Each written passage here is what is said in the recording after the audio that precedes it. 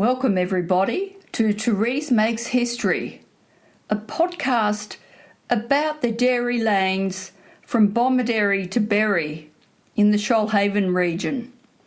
I'm a social historian and I've been working with media and historical processes for 30 years.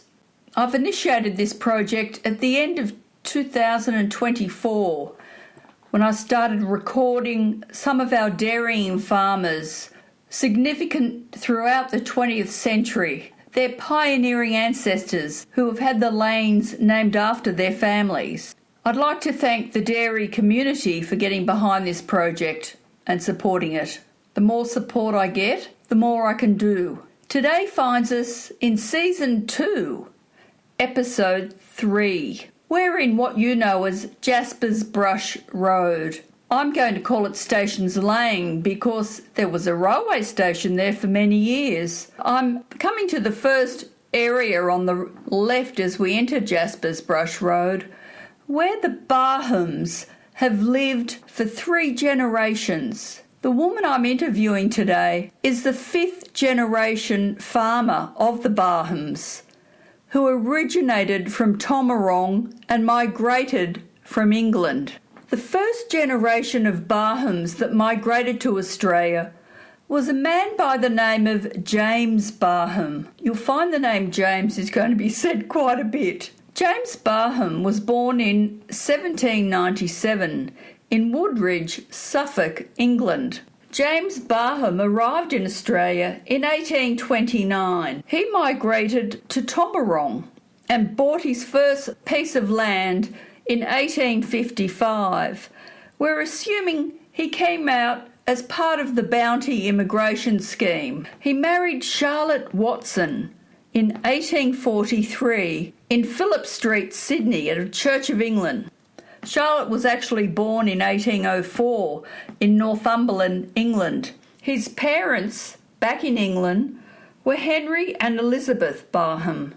James was a farmer, a labourer, and of course a timber cutter.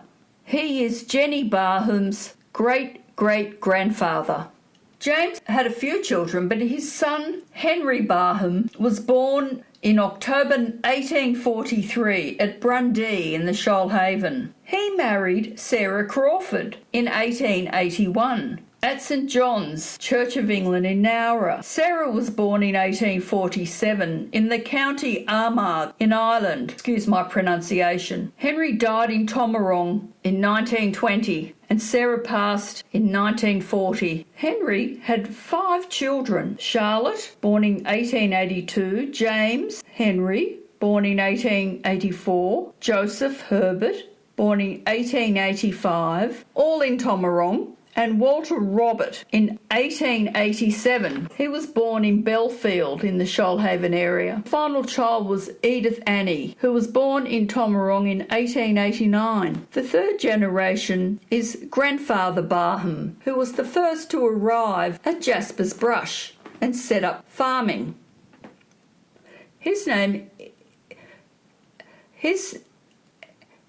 He bought the land from the Oak brothers, OKE. There were 2 brothers that owned land there. James Henry Barham was born in March 1884 in Tomerong. He married Ivy Knapp. She was born on the 12th of May 1915 in Nowra. She is the daughter of James Knapp and Sarah Davis. They're a famous cow breeding family from Bolong, and I know the Knapps still live in the original house. I hope to get to them throughout this project. So Jenny, who I'm interviewing today, remembers her grandfather and grandmother. Donald Henry was a child of James and Ivy Barham. Donald Henry was born in September 1924 and he married Una Mary Ison in 1946 in Berry at the Uniting Church. Donald passed in 2005 and is buried in the Berry Cemetery. I'd like to present to you Jenny Pastor, who reflects on her family heritage and life growing up in Jaspers Brush. Jenny married into the Pastor family, who moved down to Berry in the late 60s, purchasing Berry Bakery. And I'm here with Jenny Pastor. Who did you marry? I married Robert, or Bob Pastor, whose parents had the bakery in Berry, original Berry Bakery. They came down from Sydney, I don't know exactly when, but it was really the only one in Berry at that time. It used to be owned by Bamfords, I think, beforehand. So there is still a Berry Bakery, isn't That's it. They kind of built it up a fair bit when the tourist trade started to come through. We met at high school. At Bomaderry? At Bomaderry High. So what year did you marry? In 1977. Yeah. And were you married in a church? We were married in the Methodist Church, or the Uniting Church in Berry. After that we moved to Wollongong because we were studying at Wollongong, and then we moved up to the Northern Territory for 10 years and then came back to Jaspers Brush when we bought my grandparents' house on the original farm. So, what were you studying? I did a Bachelor of Arts and then I did teaching. So I did primary school teaching actually, so I'm a teacher. And Bob was a PE teacher. Now retired, both of us. So you returned to Jaspers Brush. How long has your family been in the area? Can you go back to your memory? Well, I know that my father came here when he was 4, and that was I think they came here in 1929. They came from, my grandfather bought the farm. He was James Henry Barham, and he was married to Ivy Knapp, who was one of the Knapps from Bolong.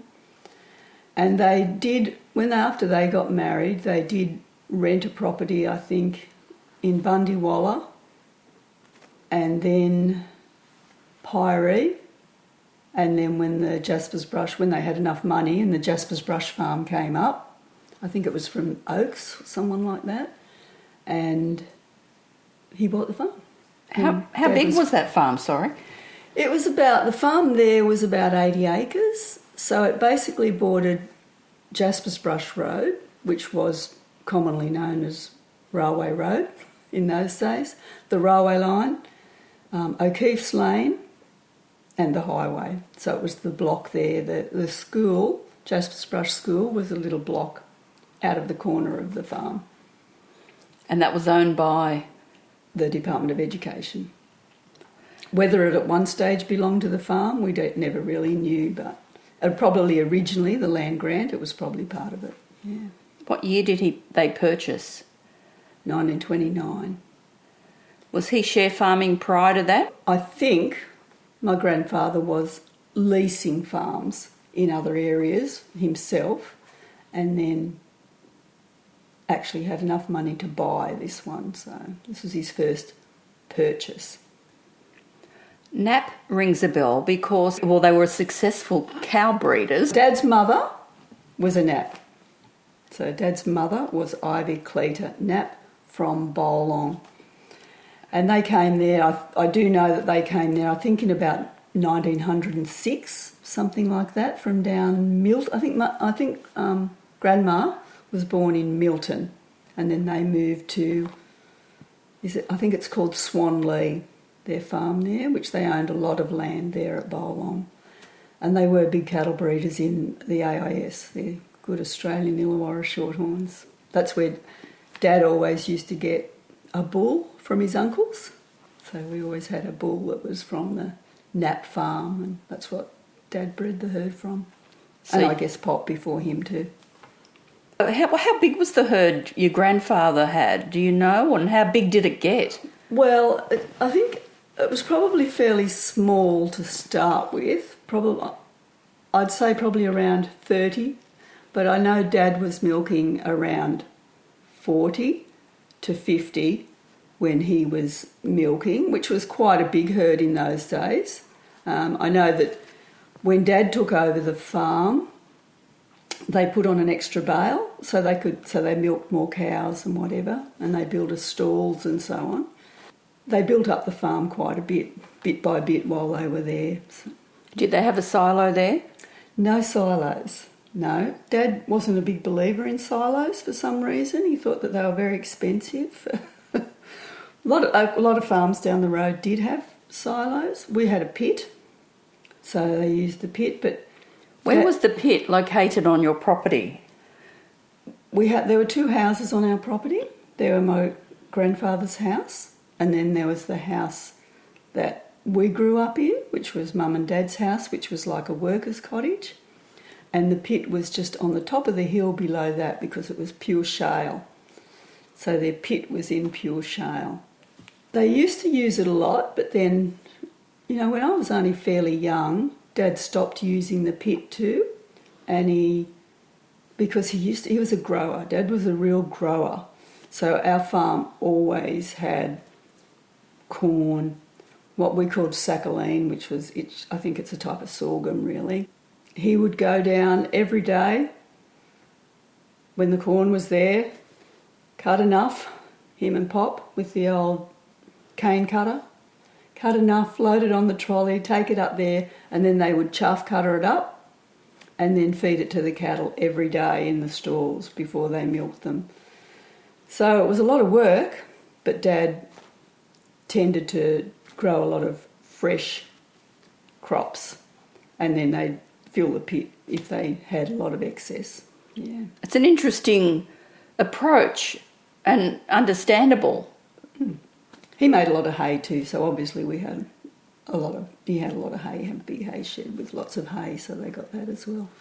He was very into growing, and he was very into farming. Like Dad actually loved the farm, and he was quite bright at school, did really well at school, but really didn't want to go on. His brothers and sisters did their leaving certificates, which was unusual in those days, but Dad was apparently adamant that when he did his intermediate certificate at 15, he was out of school and he just wanted to work on the farm, and that's basically what he did.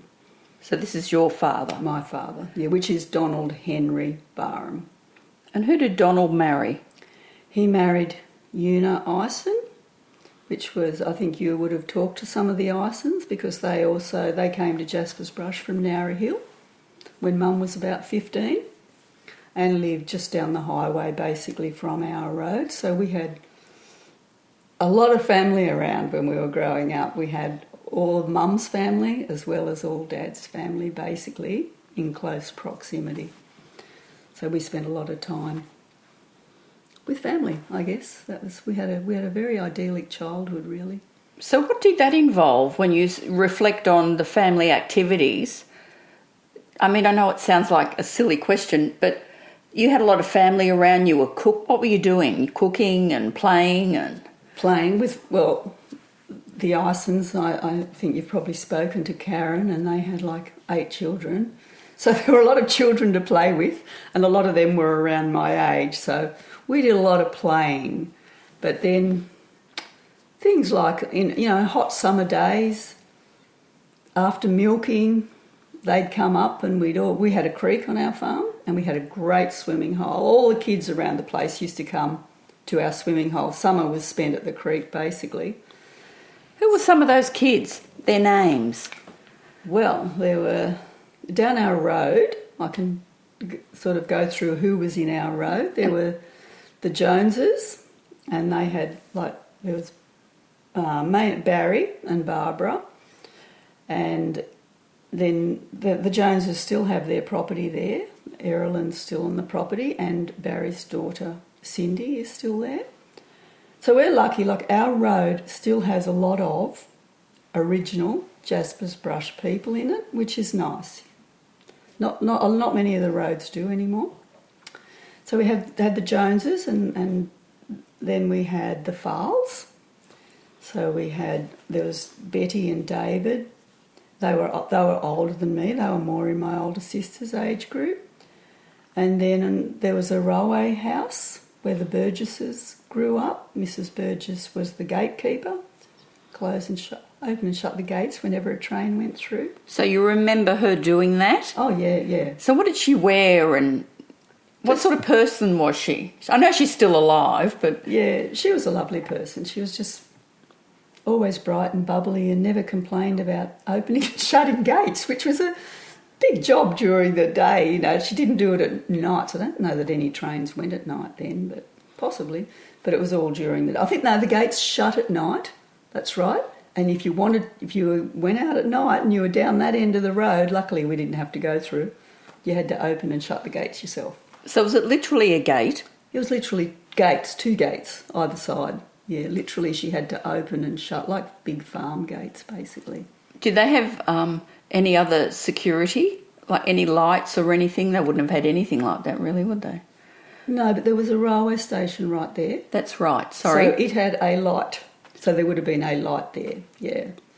So we actually, even as kids, like what I'm talking about in the 60s, like 50s and 60s, we actually could get on and off the train there. Dad went to school, to Nowra High School. He caught the train from the station at Jaspers Brush. All the kids did.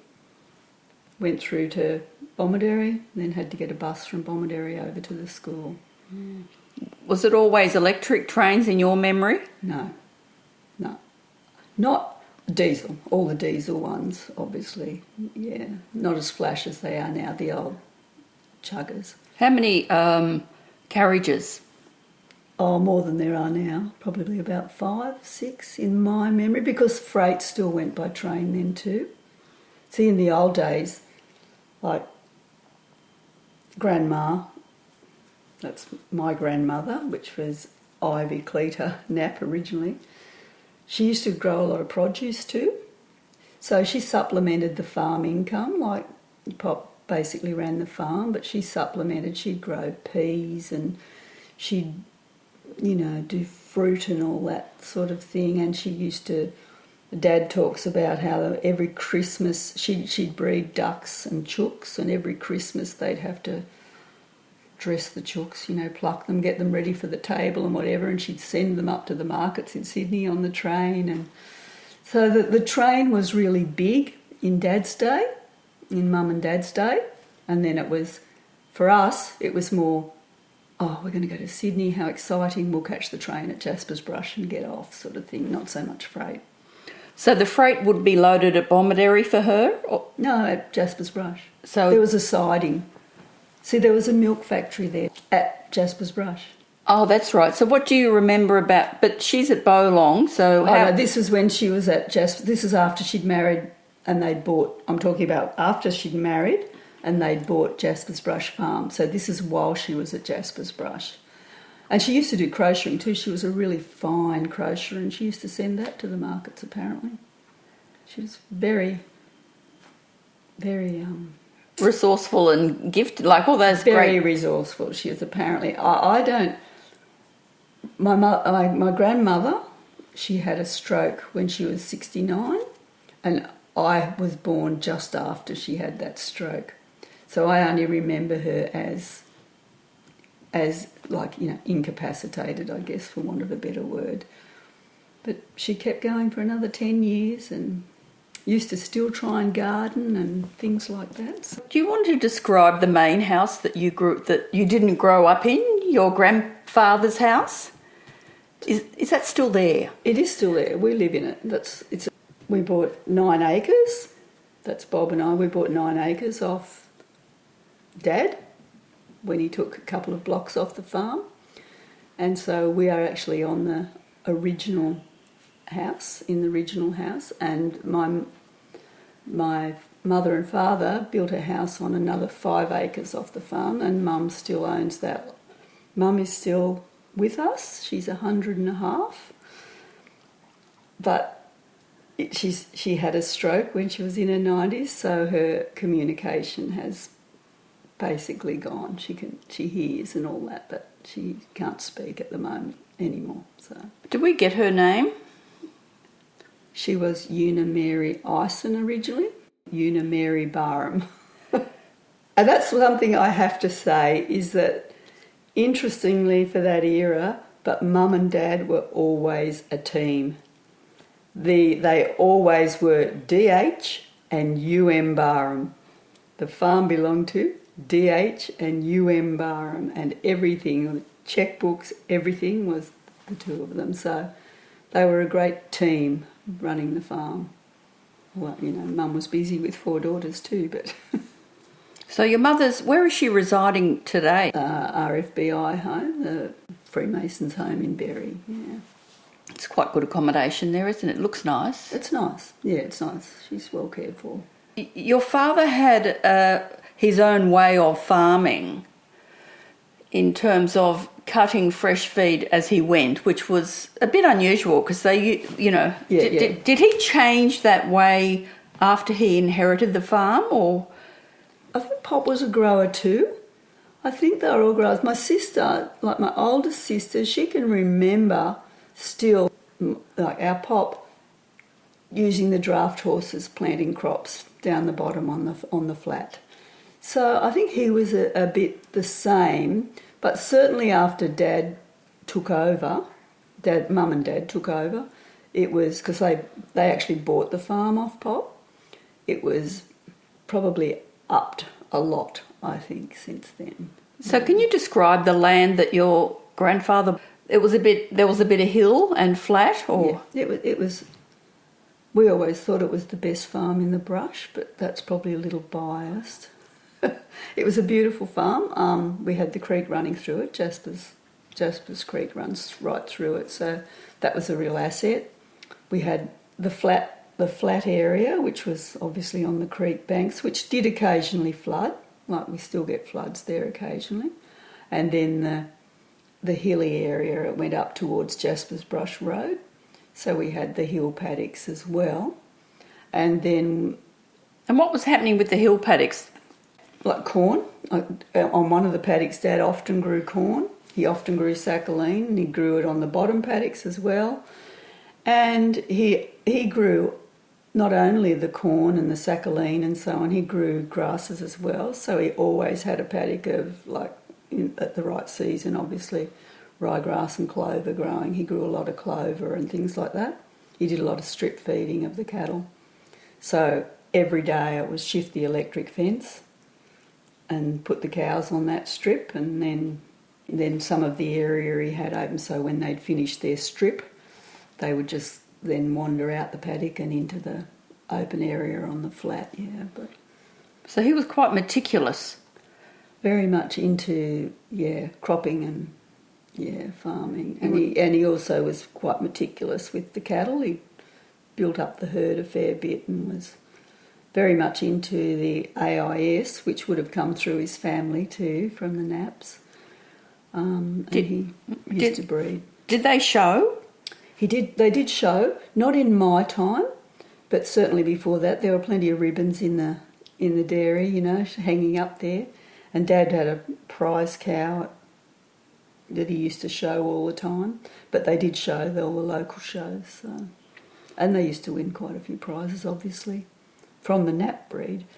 So what equipment is your father using? What tractors do you recall? Is he on a tractor, or...? Yeah. From my memory, from in my era, we had a tractor. My older sister remembers when we got the tractor, so she remembers the horses. We still had the horses in my memory too. They were still there. Dad loved animals. He loved horses, so it was very hard for him to say goodbye to Captain and Nugget and Prince, which were the 3 horses, but eventually he did. I remember when they went, but my sister remembers them being used. But I always remember Dad with a tractor, just an old red Massey Ferguson. Yeah, we didn't have one. Some people had the grey one earlier, but we didn't get ours till later, obviously, which was the red one. And he had, because Dad did so much cropping, he had things like, ploughs and rakes and all the hay equipment except a baler, because Mr. Farl down the road Dad did the raking, and they worked in cooperation a lot, the farmers down our road. Mr. Farl had the baler, Dad had the rake. Dad would do the raking, Mr. Farl would do the baling on both farms. And I can remember even going down to Farl's and driving the tractor while they loaded up the hay, and that's when I was probably about 12, I think. Yeah, so what else did he have? Oh, the harrows, basically all the farm equipment that a farmer would use. Was the water sourced from the creek? And how was it? How did you collect the water? We actually had town water because the actual pipes to Berry go right through the centre of our farm and through the creek and across. So we were on town water, which was a big bonus in those days. Later on, when Dad was leasing the farm, one of the farmers did actually put in a not a pump so much, but he worked out a gravity system where he could get water from the creek to fill the troughs down the bottom. But was that underground?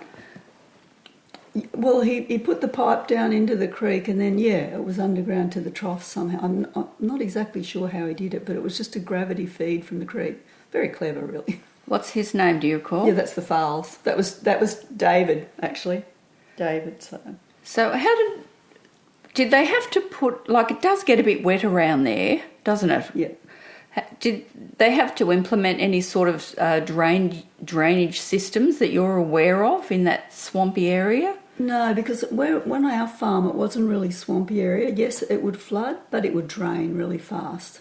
So we didn't have a problem with that. Obviously, down on the other side of Jaspers Brush, there was a lot of swamp area which they put the drainage system in. So where's that when you say the other side of Jaspers Brush? Well, down on the swamp side. Yes, so the lower... Say the back of, the lower side. So down, if you know the area down where the airstrip is, the Jaspers Brush airstrip that's there now, all of that area, they put the drainage ditches through, which was part of the Ison's farm, part of the Fowles farm, part of the Joneses farm. Yeah. So important. Very important. It was a very big thing. It was I think you'll be able to find lots of information that it didn't affect us. That was lucky? Yeah, we were lucky. Yeah, we were pretty lucky. Yeah. How was life when your grandfather's here in the early part of the 20th century? What's the community doing, do you know? Like, you've got... What facilities do you have for socialising? Yeah, so, I mean, we had the school, which was it was like the centre of Jaspers Brush. You know, we had lots of things connected to the school. So we went there to school, but they'd have socials and they'd have cracker night and all that kind of thing. You know, the P&C used to do all Did that. They call it Empire Day then? Empire Day, yeah. Even when I was young, it was Empire Day, yeah. And then we just changed it to Cracker night. But, yeah, Empire Day. And we had all that, so we'd have a Did you know what it meant? I think we did, because I think we used to have I remember being taught about it in school and then having half a day off. We got half a day off to build the bonfire and you know, Dad and Uncle Ray and other people would come in and help build the bonfire. We just did it that day. Everyone had plenty of stuff around. Yeah, so. Who would have provided the Tupney bungers and the crackers? Yeah, well, the P&C, actually, which I think Dad was the secretary for many, many years, but they would go out and buy lots. You could also buy your own then, so everybody had a few little ones of their own, but they had the big display and they used to take charge of the big display. Yeah. That would have been exciting. Oh, it was so exciting because... I mean, our life was Jaspers Brush, so that's what it was like. In Dad's life was Jaspers Brush when he was a kid, and our life really was Jaspers Brush for most of us. The only reason we went to Berry was for church. We went to the Methodist or Uniting Church on a Sunday every Sunday morning. And how would you get there in your time and in your dad's time and in his granddad's time? Well, apparently Pop, who was a very bad driver from all accounts, had a little car at one stage. But Mum and Dad talk about when they were younger, they used to actually ride their bike into Berry, or sometimes they'd go along the railway line in the trolleys that the Fettlers used, because there was, you know, a Fettler's house down our road as well. What is a Fettler? Well, Good question, but they used to go along the railway all the time and make sure that everything was safe, and they'd make sure there was enough stuff and the lines were safe and the track was safe and clear and all that. So they checked the infrastructure of the railway tracks. Yeah, and they'd go through quite regularly and do that. I don't know how often, but we had there was a house at the railway station. There was also a fettler's house, as well as the gatekeeper's house, which was the Burgess. The fettler's house, in my day, the Browns lived in that. But it must have gone when they took away everything else, when they took away the station, I think. In my later life it wasn't there, but I can't actually remember it going. So was it the fettler's house? So the Browns, he was a fettler? He was a fettler. Could you see them from where you lived, the fettlers, on the track? Oh, yeah, we could, because we can see that from our hill, which was where our house was, we could see, not from Pop's house, but from our house. We were on the top of the hill, so we could see down to the railway line. Yeah, so you'd see them going along. What else would you see? Describe it when you're looking out. Would you see lots of cows and... Lots of cows, lots of corn paddocks up pretty close to the house. Perfect view of the creek all the way through. And you talk about the water hole, a deep water hole. Yeah, we had a good swimming hole in the creek that we all used to congregate at. How many kids would be there? Probably 10, around 10-ish. 10. We'd spend often all morning there and then wander up home for lunch and then wander back down in the afternoon. It was a wonderful life, and and everyone looked after everybody else, you know. So we had, as I said, there were the Joneses and there were the Burgesses and there were the Harrises when they came, and then there were the Johnsons, and so there was a lot of kids down our lane. And to go to school, because the school was just across basically the creek from us, everyone used to walk up to our house. They'd go in our top gate, pick us up as well. We'd all go through the bottom gate, down the hill and over. We had a plank across the creek to get to school. So we'd all walk across the plank, up the bank, and we were at school. So it was very handy. So that was Jaspers Brush School? That was Jaspers Brush School. And who was your teacher there? Mr. Williams was the teacher there for a long time. He had Dad, and he also had my three older sisters.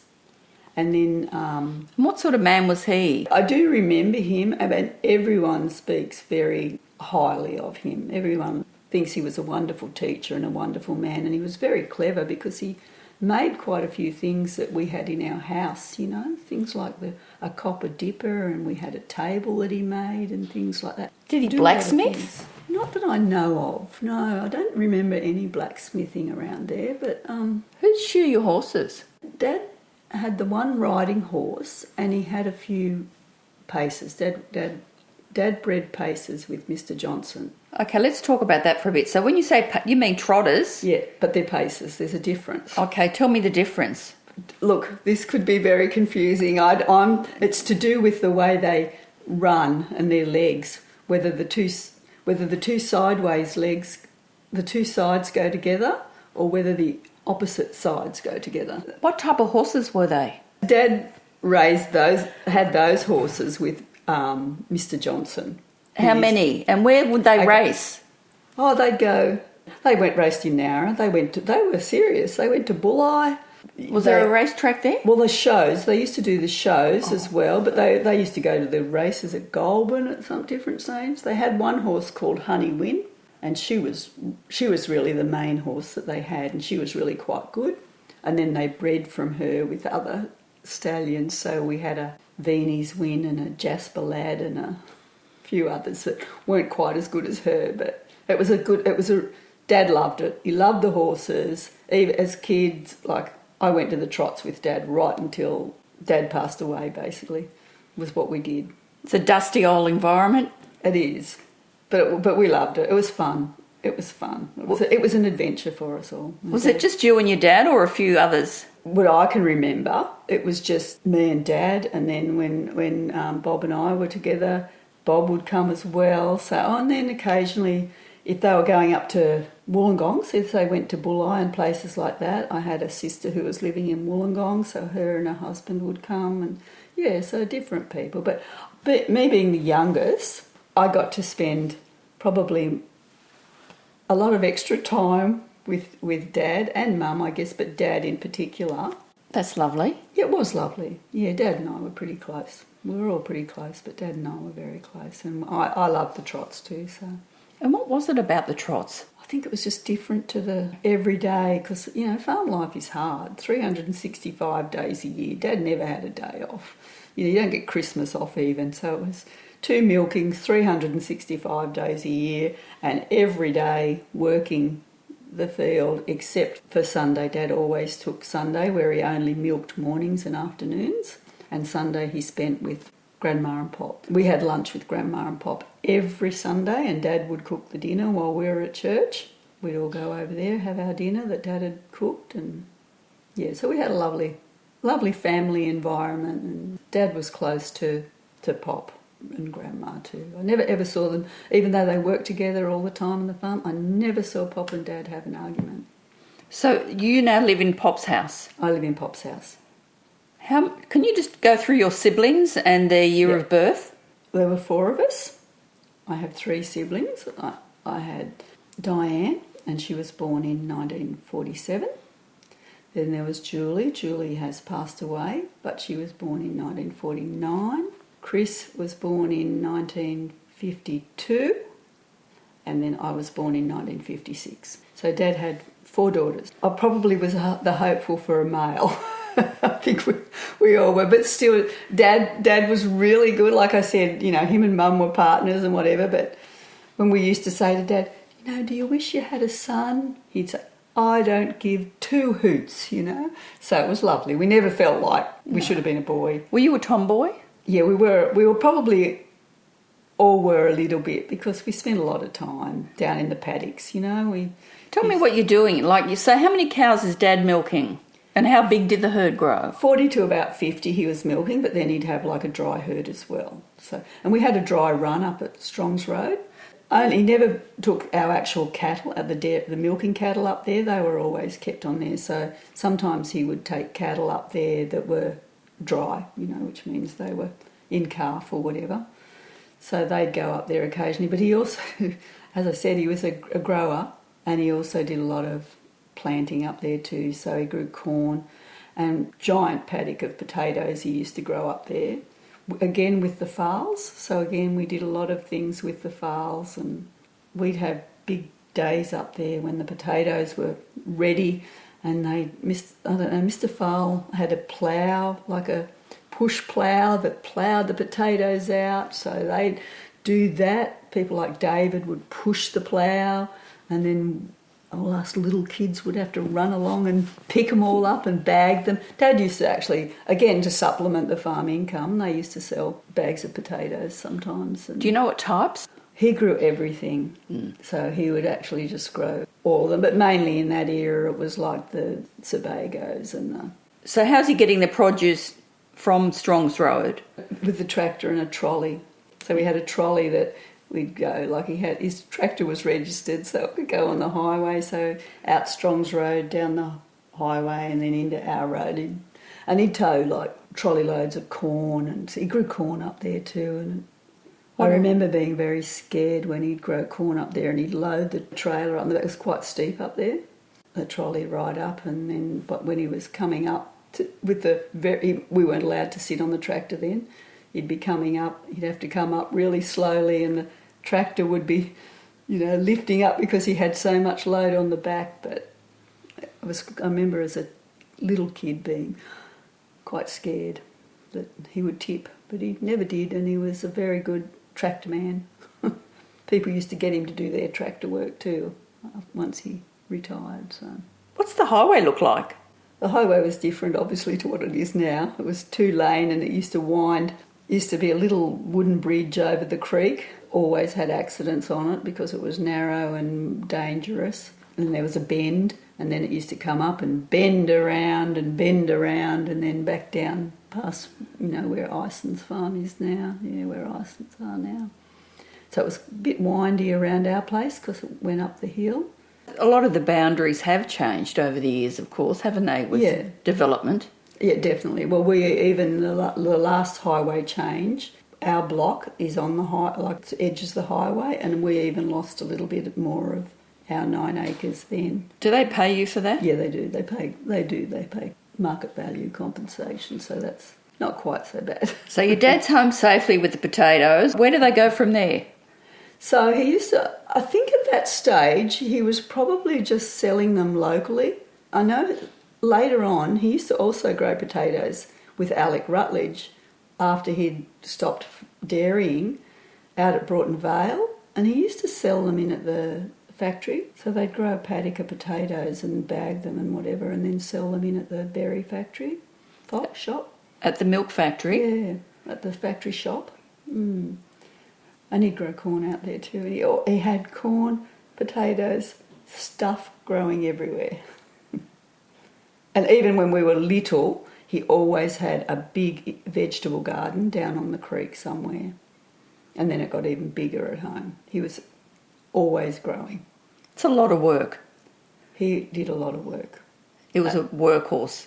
He was a workhorse, and he was not a very big man, so that's probably part of the reason that he ended up with such severe arthritis. And when the change came to like bulk milk, so from the cans to bulk milk, he was getting pretty crippled by that stage, and he was only in his early 40s, and he would have had to invest quite a bit of money because our dairy wasn't big enough for a big bulk tank, and he had to make the decision to continue or stop. And he realised that he couldn't keep working like he was, and to invest that amount of money, plus he would have had to actually got bigger, because most of the farms got bigger when bulk milk came in, and he just didn't think his body would do it anymore.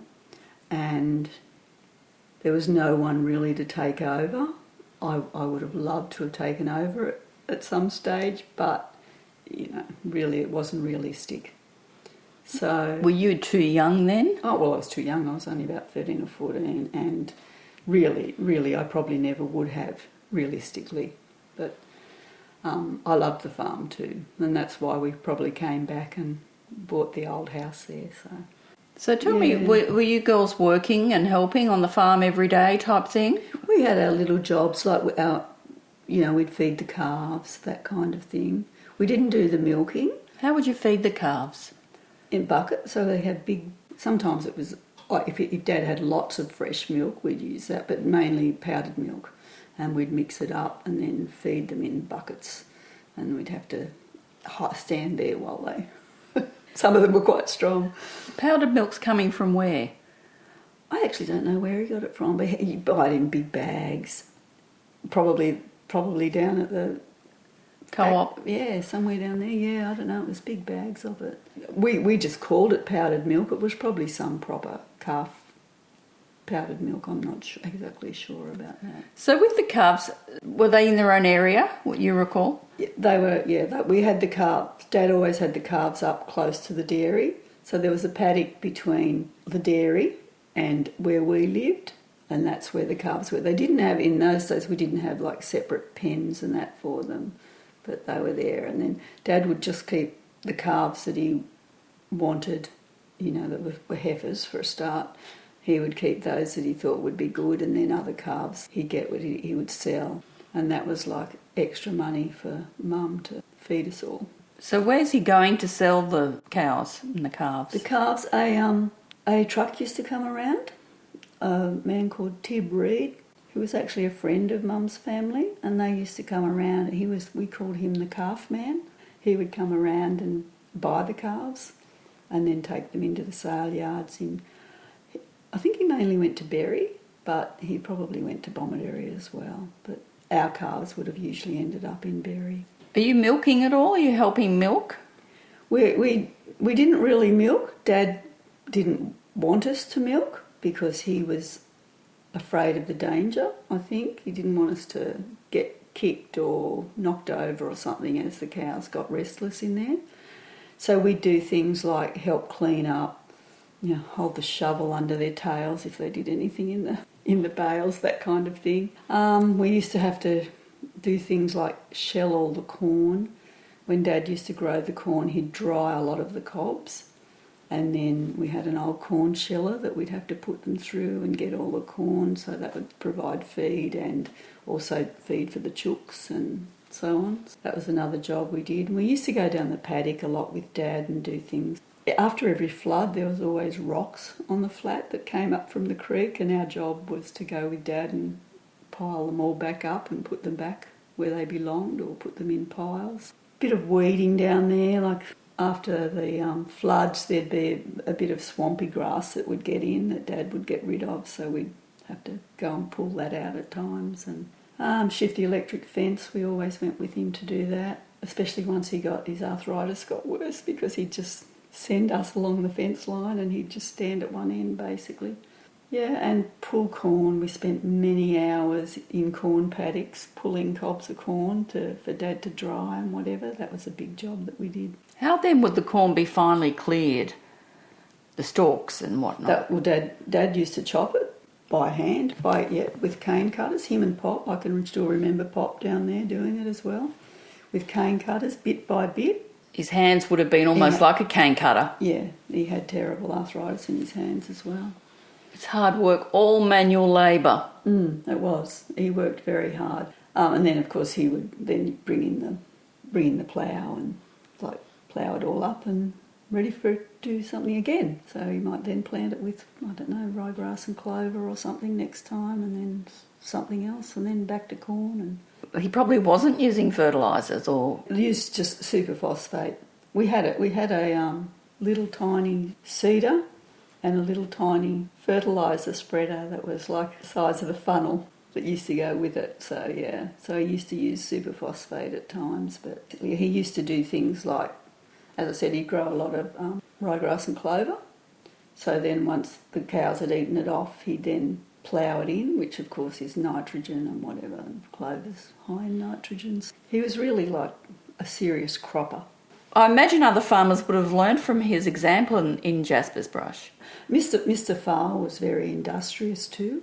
He did a lot of growing, and he, as I said, he had the hay baler, and he used to go around all the farms and bale their hay and that kind of thing. And yeah, a lot of people did grow corn. People down O'Keefe's Lane grew a lot of corn, so... It's interesting because Terry's baling now, isn't he? No, he's baling, yeah. A much bigger baler than Mr. Files. Mr. Files was the little, What did he have? little rectangular bales that used to come out. Do you know the old bales of hay? Yeah, I've seen them. Yeah. Yeah, I've seen It's it. that, yeah. But that was good in those days. That was, nobody else had a baler. Do you ever remember them stooking the hay? Very vaguely, somewhere way back there, I can remember down on Johnson's farm, them doing that for some reason and putting it in a shed, but I don't really know why they did that there and then, but I can remember it just.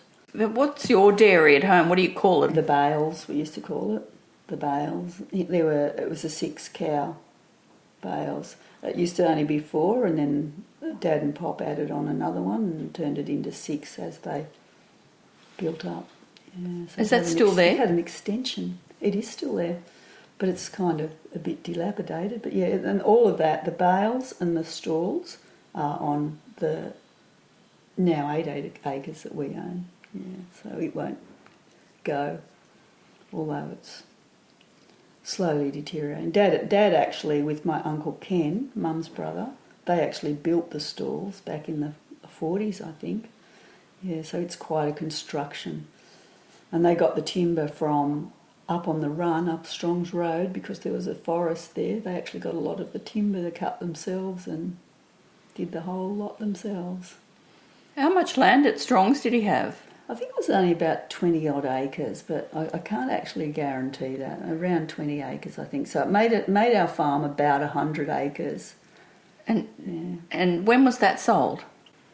I actually don't know, but our access to that was through, I think there was an access the other side too, but we always accessed it through Matthew's farm, and Mr. Matthew ended up buying it off Dad. Yeah, so we used to go up through Matthew's farm to reach the block that Dad had up there, and I don't know who he got the block off and why he got the block up there, but him and Pop bought it at some stage. Now, you had a School of Arts in Jaspers Brush. Yes, it had blown down before I can remember. Apparently it disappeared in one big windstorm, crashed to the ground. What were the winds like? Westerlies? We get very good westerly winds. Very strong westerly winds, yeah. So they're coming from Camberwarra Mountain, are they? Or somewhere? Yeah, I gather that's where they're coming from, up that way up, and then like, yeah, that ridge of mountains there. But they come over that ridge, and it's the same. Maru probably gets it even worse than us, but yeah, we do get good winds. So what did you do for social life as a teenager and growing up? So yeah, when we were little kids, the social life was basically Jaspers Brush School, but we went to church and Sunday school and that in Berry, and we had Sunday school picnics and that kind of thing. Who was your Sunday school teacher? Oh my goodness. The one I remember mostly was Mrs. Thompson from Broughton Village, and she was lovely. And of course Mr. Ager used to run the Sunday school. So, yes, I saw that plaque on the community library the other day. Oh, okay. There's a plaque there. Oh, is there? Well, Mr. Ager used to run the Sunday school. He was the superintendent or whatever I like to call it. That's what it says. Well, the minister when I was there, the one when I was little was... There was one earlier that I can vaguely remember, Mr. Udy, I think that was, but then there was Mr. Bird. He was the main one when I was a... How did you experience your spirituality? Do you feel like you're a spiritual person? Well, yes. I wouldn't say I'm a religious person, No. but I feel like... I think I get mine from the farm, to be honest. I actually feel that, and that's, I think, why we came back and bought that, and I would like to think that when I go from this world, my ashes might go in the creek and go down the creek, you know, and sail down there. But I don't know. I think I just get it from closeness to the land. I think that's what it is, to be honest. Do you have animals there today? We've had a variety of animals. At the moment, we don't have any animals. When Dad gave up milking, he went off and worked on farms, and he did a lot of tractor work for all the farms around the place, and he also milked for people when they went on holidays and that. But he also got into pig breeding. He had a very varied life, Dad. Got into that with my Uncle Ken, Mum's brother. Big pigs. I don't know what sort they were. He got them off somebody else. We had like all colours. There were black and there were white ones, the pink ones, and there was a brown and white, and he just got them off other. It was a hobby, He loved animals. He probably found it hard to give up the cows. So he did that after the cat. So the cows... Yeah. Actually, he had them a little bit before that. He did start to get them because he used to feed them surplus milk. That was another little thing that he used to do. So, yeah, but he didn't. Then he got more after that. And then he had a few sheep for a while. And so we've had a variety of things. So are they all going to be slaughtered eventually? Yeah, well, yes, probably eventually. He did sell them to... There was a pig farmer down further along the highway, and Dad would breed them, and then when they reached a certain height, size, he would take them down to him, and then he'd continue it on. He was more serious. Do you know what sort of... This is a bit random. Do you know what sort of ducks your grandmother raised? I don't know. I actually don't know. Any photos of any of that? No, we have no photos. I couldn't find any photos. I went through Mum's photo box and I couldn't find any photos of the farm back in those days. Well, I mean, you either had money and could afford to take photos or you didn't. And we did. They didn't have money. No. And that's really it, isn't it? Mm. My father's family, the Barhams, were actually they came from Tomerong, farm down there, and so they did really well, and they bought land down there in around 1855 or sometime like that, apparently. How do you spell your last name? Barham. So you will see in the Tomerong family history, you'll see something about them. And do you know your father's siblings? My father's siblings? Yep. There was Olive, was the oldest, and then there was Vera. She was next, and then there was Jeffrey, and then Edgar, and then Dad, he was Donald. What about your mother's side? Yeah, so my mum had She was the Ison, so she was the oldest. She was Una, and then there was, we called her Peg, but it was Ailsa Margaret. Ailsa Margaret was her real name. And then there was Kenneth and Alfred Ray, but he was called Ray. I want to get back to the milk just quickly. So who was your carrier? Bert Mitchell was our milk carrier during my time, and his son Johnny. They would come and pick up the cans and load them on their truck. We had it like everyone had a loading ramp kind of thing that they would pull it back in, and they'd put the cans on the truck, and everyone's cans had a different colour paint around it. Most people painted their can with a stripe of some kind of colour. If they ever got mixed up, people knew which was their can. Some cans were stamped, but a lot of people couldn't afford to have a personal stamp. What was your colour? Well, we had cream at one stage, but then we had pink for some reason. So I remember the cream ones, and then I remember they turned pink for some reason.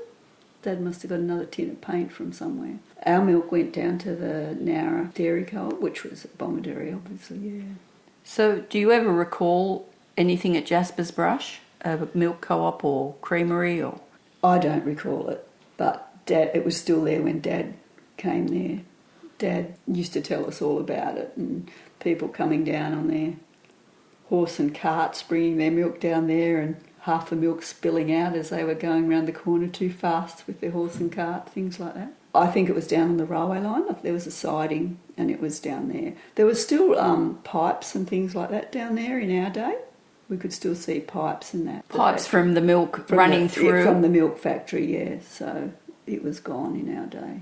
All we had was the post office, the school, the railway station, later on the airstrip came. The post office was located where? On the highway, just south of what Jaspers Brush Road now, and nearly opposite Strong's, the entrance to Strong's Road. Who ran that? Yeah, that was Callaghan's. And they had the farm there as well, and they ran the post office as well. And they're dairy farming? They were dairy farming, yeah. Was everybody dairy farming? Everybody was dairy farming. Basically, our school, Jaspers Brush School, consisted of, I'd say, 99% of dairy farmer kids, with just occasionally someone else. Tomerong, were they milling? They were farming down there too. They actually apparently, when the land was sold, they bought land in that time, and their farm was actually where Tomerong Township is now, apparently. The Barhams, they actually gave the land for the hall, and also I think the church came off their farm. So with your dad, what year did he actually purchase the family farm? Pop bought the farm in 29, and so when we were little kids, when we were young kids, Mum and Dad were buying the farm. So it would have been around probably 60s, I think in the 60s.